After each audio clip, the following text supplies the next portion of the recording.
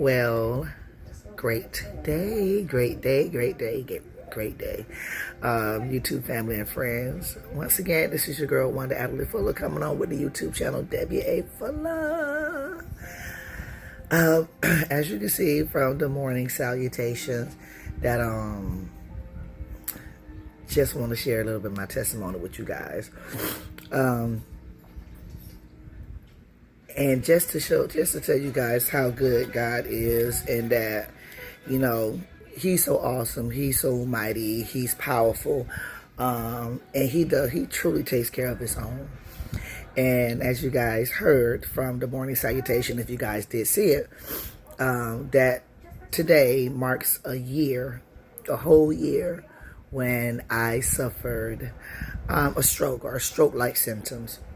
Even though the neurologists were saying that, looking at one of the test results, because I was supposed to get 2 tests done at St. Mary's. I only got 1, and they logged it in as 2, an MRI and a CAT scan. I only had the MRI done. I never got the CT done. So right now I'm currently talking to my primary to, go to another neurologist. I was appointed one. Well, I was appointed one after being discharged, and looking at the findings. But then she started naming some of the other things, health conditions that I was currently suffering from. But for me, I like to always get a second and third opinion and stuff like that. That's just me. But anyway, and it is a testimony in its own right, because you were saying that it wasn't a stroke that I suffered, even though they're still treating me like a stroke victim. And the reason why she said it, because there was no bleeding on the brain. And to that, that's just a miracle all within itself. Especially when I tell you guys the symptoms and how everything happened. So thank you, God, there was no bleeding on the brain at all.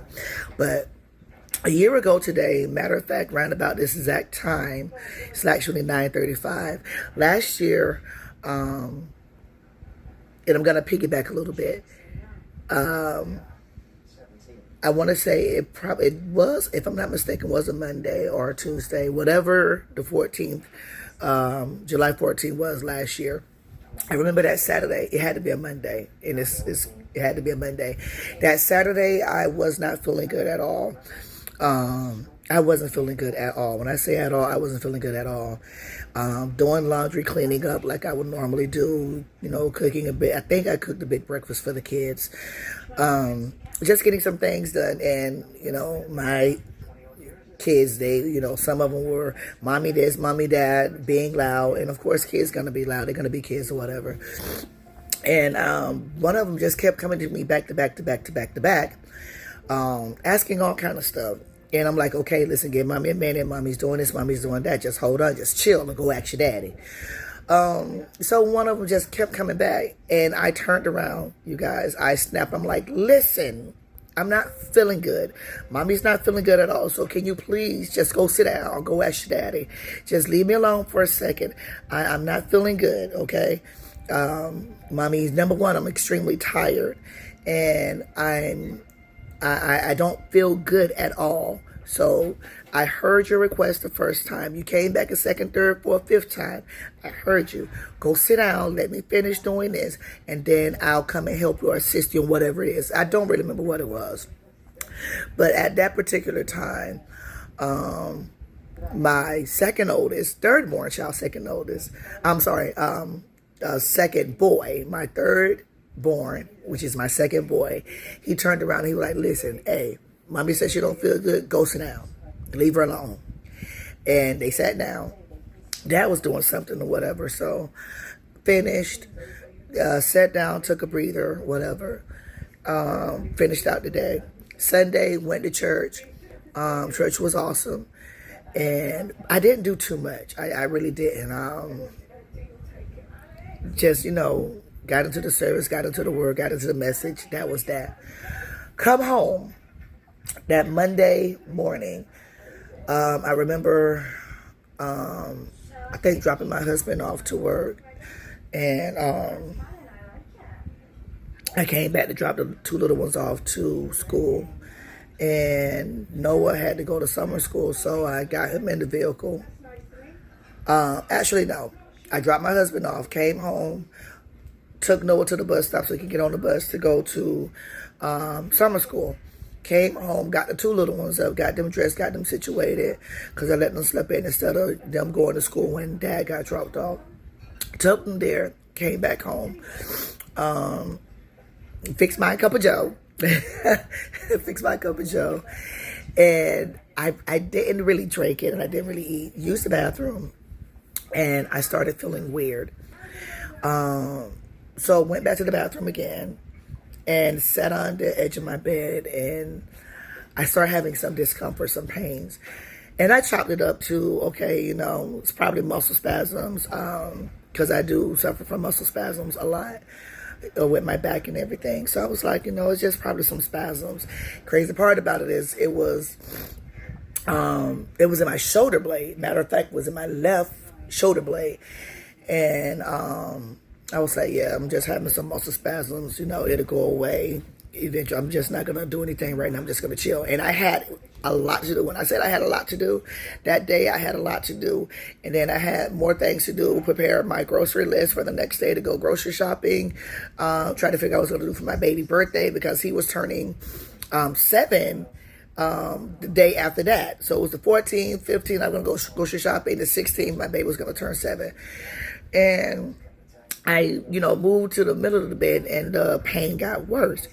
And this time it was going down my left arm and I felt it in my chest. And I was like, okay, this is not a regular muscle spasm. I never felt spasms like this. And it was getting difficult to breathe a little bit. Everybody was gone. My big boy was here. So everybody was gone to school. And I was like, okay, something's going on. Something's not right. It's hard to breathe. And my arm, I'm having pain in my arm. And it's going down my arm. It was in my shoulder and then it went down. Getting a little difficult to breathe. So immediately, I was saying that the enemy placed in my mind, you're having a heart attack. Or you're having a stroke. That's what I was saying that the enemy put in my mind. But So I was like, I'm too young to have a heart attack. I'm too young to have a stroke. And I was 42 years old. I'm 43 this year. I'm 43 now. So I'm like, no, I'm too young to have a stroke. I'm too young to have a heart attack. That's not it. The condition got worse. It got worse. So I laid down in the bed. I laid back in the bed. And I realized I couldn't lay down. So I had to get up. By this time, it was difficult for me to sit up a little bit. And so I immediately began to pray. And I prayed this prayer. I was like, God, block the heart attack. God, block the stroke. Block the heart attack, block the stroke. Don't let it be so. It got worse. And I managed to get up and walk around my bed. And I laid face down on my bed. Thankfully, my phone was in reach. I tried to call my son. I couldn't talk above how I'm talking now. I couldn't talk no higher than that. It became difficult to talk as far as like projecting my voice to call someone. I got very weak. And I'm like calling my son, EJ. He couldn't hear me, of course. So I managed to get my phone. And the first thought was to call my husband. So I'm calling him. I could have called my son first. I called my husband. I couldn't get him. Called my husband again. I couldn't get him on his job. Called my son. He finally came. And he was like, hey, you want me to call Fuller? I'm like, first he asked me, do you want me to call 911? I was like, no, just call Fuller. Go activate the camera. Call him. Let him know he needs to answer his phone. He needs to get here. So, yeah, anybody would be like, girl, now call 911. So, I called again to the school, pressing the buttons as much as I can to get him. And how he's set up in my contact, I just press his icon, and it just dialed automatically. I have his work number like that as well. I got the secretary and I was like, can you please tell my husband, can you tell Mr. Fuller to call his wife? It's an emergency. So he got me back, and he talked to me. So EJ's waiting. He was like, what should I do? I'm like, just stand right here with me. I'm still face down. And from the sound of my voice, he was like, are you okay? I'm like, no. By this time, I couldn't talk full sentence. It was just yes, no, very short. And he was like, do I need to come home? I'm like, yes. He came home. So this is the time lapse. From the time I walked from the bathroom to lay down to sit on the bed and I started experiencing those pain, it's probably been about 30 minutes now. It's probably been about 30 minutes. He got here within 6 minutes, 7 minutes, 6, 7 minutes tops, maybe 10. So from 25 to 30 minutes, additional 6 to 10 minutes. I'm laying face down on the bed. He was like, what's wrong? What's wrong? And I was like, I'm hurting, pain. I'm having pain. He asked me where I'm like, my shoulder, I'm having pain, chest pain, hard to breathe. He's like, you need to go to the hospital. I'm like, yes. And he was like, stand up. I'm like, I can't stand up. And so, forgive me if I get emotional because God is so good. And he proceeds to pick me up and he was like, move your leg. I was like, I can't move my leg. I can't walk. I immediately lost the ability to walk. He tried to walk me. He, telling my son, hey, go get a chair. Call 911. Go get a chair. I probably took maybe 2-3 steps and I told him, I can't walk. I can't move.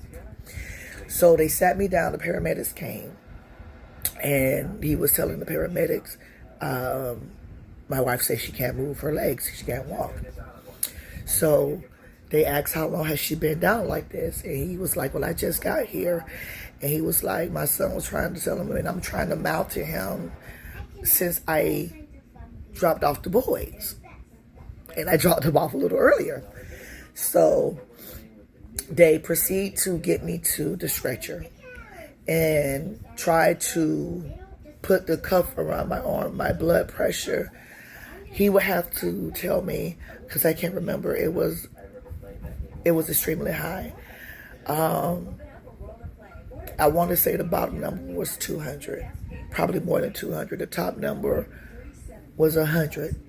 So it was in the hundreds, the bottom number. I do remember being in the twos. I can't remember exactly. So yes, that was extremely high.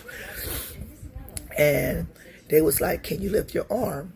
They lifted my arm, the left arm, it dropped. They lifted it again, it dropped. Can you move your legs? Like, no. Can you talk? It's hard to talk. So I could hear them. They was like, it seems like she's suffering a stroke. And that's all I could hear. It seemed like she's suffering a stroke. So they took me out. They asked me to talk. My eyes, they checked my eyes. My husband did tell them that I do have visual problems with my eyes. So that's the reason why I look like that. Tried to say what they was trying to say. I was stuttering, couldn't really say it. Wanted me to smile. I was, shaky a little bit. And they called the hospital. It was like, we have a potential stroke victim here. 42-year female, African-American, stroke signs, stroke symptoms. And one of the paramedics was like, we're not taking, she cannot stay at the hospital here. We got to take her out. And they was like, well, Palms West is not an option either. By the time they got me to the hospital,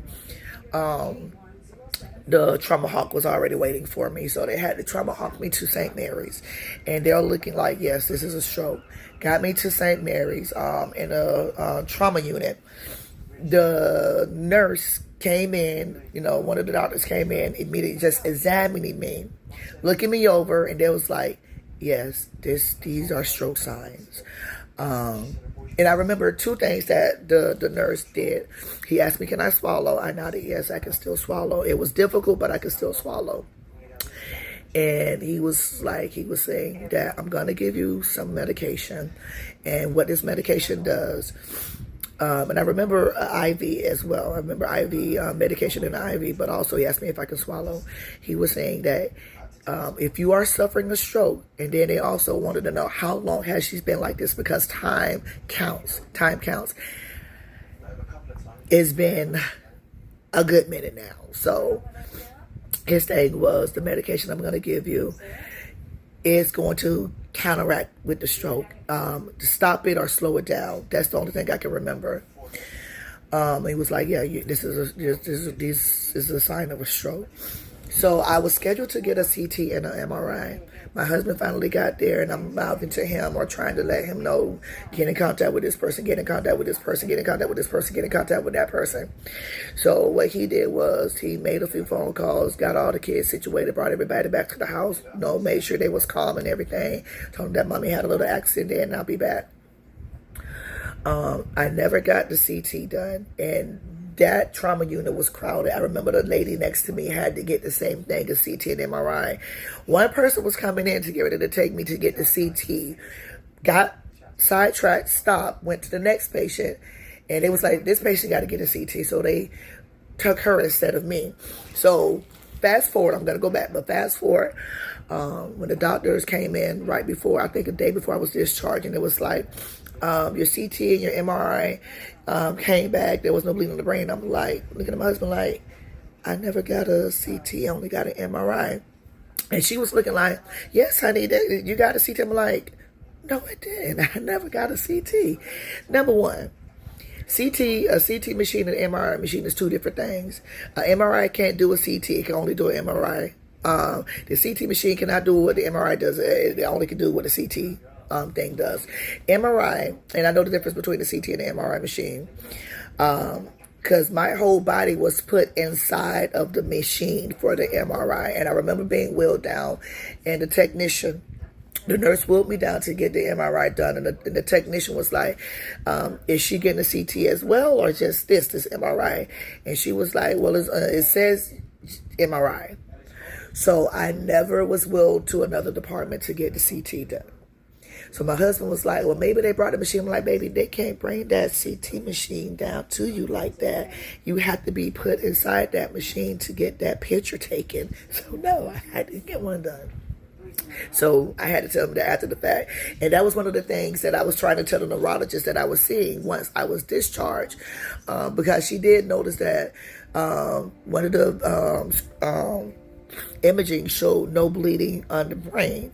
So her thing was, you didn't have a stroke because there was no bleeding, and the CT came back, and I'm like, I never had both tests done. So some kind of way, someone put on it that it was done. It was never done. Never done. So that's the reason why I'm talking to my primary now, like, hey, listen, I need to go see another neurologist. I want to make sure everything is good, even though God is delivered, but I want to make sure everything is good. So anyway, got the medication. It took a minute, got upstairs. And this is my dominant hand. My right is my dominant hand, my right hand. Couldn't write. I couldn't lift my hand, and I was trying to scrabble. I was trying, scrabbling to write, to talk. Couldn't really talk. My husband said, girl, it sounded like gibberish. My godmother, who's now my mother, I call her mother now, she was there, prayed with me and everything, and, her thing was, oh gosh, my baby, I'm like, good. Was able to muster some strength to just make her laugh. And I did get the MRI done while I was upstairs, and then they had to transport me somewhere. So that night I stayed in that particular room. Later I was transferred to another room. So I was looking at my husband and, trying to communicate with him, like, the kids. He was like, listen, they gonna be good. They all right. Someone taking care of the food, you got your big boy there, so I'm quite sure he can handle the house. And whatever's going on, I'll deal with that tomorrow. He was like, I'm not leaving you. He was like, you my top priority right now. I'm not going anywhere. Those kids gonna be all right. Their big brother, he was 21 at the time. He turned 22 that November. He was like, he's an adult. They're good. someone brought the food. And I bless God for my church family. And, I really do. Even my family, those who just came, checked on, did whatever, offered to do whatever. The kids got their food, they got drinks, and he was like, I ain't even studying the two little babies. They gonna be all right. If he have an accident in the bed, I'll wash the sheets. If he went to bed, that it's okay. I ain't worried about that. They good. They gonna be okay. He was like, I want to make sure you okay. So I was able to go to my next room. They only kept me for like 2 days because at the time, didn't have adequate insurance because I was trying to get my private insurance some kind of way. I couldn't get it, so I was out without insurance. And God just kept me where I wasn't sick or anything like that. But listen, I made sure by December I got myself back in some insurance and made sure I was covered. I was supposed to start therapy. They wanted to do therapy, physical therapy at the hospital. I mean, it was so screwed up because it was like, oh, you got therapy session. I'm like, baby, I didn't even have therapy session. The therapist came in, and what he did was he got me out the bed. He had the thing to put around my waist to walk me. And he was like, what we're going to do, we're going to sit you up. He had to sit me up. He had to swing my legs, stand me up, put the thing around me, and he was like, just for today, I want to walk you to the chair. So here's the bed. The chair is right next to the bed. He walked me to the chair, and that was hard. Sat me down. I think I stayed there for like a little bit. Then he had to get me back up, walk me back to the bed, was right next to the chair, get me in the bed, swing my legs around, and then lean me back. Mind you, while all this is going on, I'm having spasms in my back really bad. I think one of the ladies who came in to bathe me, wash me off, I really couldn't talk a lot when I got to the room. I did wanted to take a bath, though. I did. But I think her thing was she didn't know. They treated me like, of course, a stroke patient. But she didn't know that my back was aggravated with the muscle spasm, herniated, because I do have herniated disc and bulging disc. And she was turning me from side to side. I really appreciated that hot bath water. But she aggravated the back so much by turning it, and she didn't know. She didn't know. I can't blame her for that. And so now I'm in excruciating pain. Can't walk, really can't express what's going on until the next day where I can talk a little bit better, but it was a lot of stuttering. I had to pause and breathe, can't really communicate that much. I have to repeat myself if I can, but then that takes a lot out of me to just repeat myself. So they counted me getting up out the bed, getting walked to the chair, sitting in the chair for a couple of minutes, getting walked back to the bed. Oh, that was therapy. But now the physical therapist, he did want to start therapy the next day. The next day I was discharged. I had to go. That's great old America. You ain't got no insurance, you can't stay, baby. So they really wanted to do like rehabilitation, but then one other person was like, baby, it's better to just do it at home. Let them come to you so you can be home. Cool. One thing about sheriff calls, you have to rack up a bill, baby, in order to get Medicaid. So it was actually activated because from the paramedics, trauma hospital stay, I racked up that bill. So I had Medicaid up until the end of that month. And then I had to rack up another bill. So I did that maybe like twice. And then I couldn't do it no more because I didn't want to keep accumulating the bill